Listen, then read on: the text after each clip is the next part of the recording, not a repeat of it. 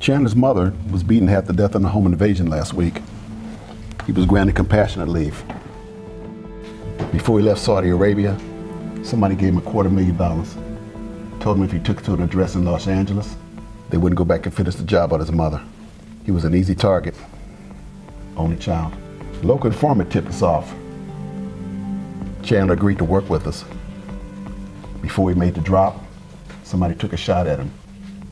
The kid panicked, tried to make it home to his mom in West Virginia, got as far as DC.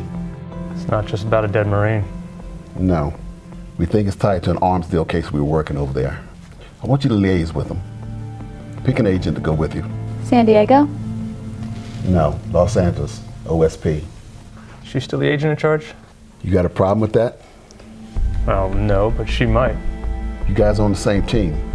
I strongly suggest you work it out. One last thing. Once you identify who's responsible for this, I want them eliminated.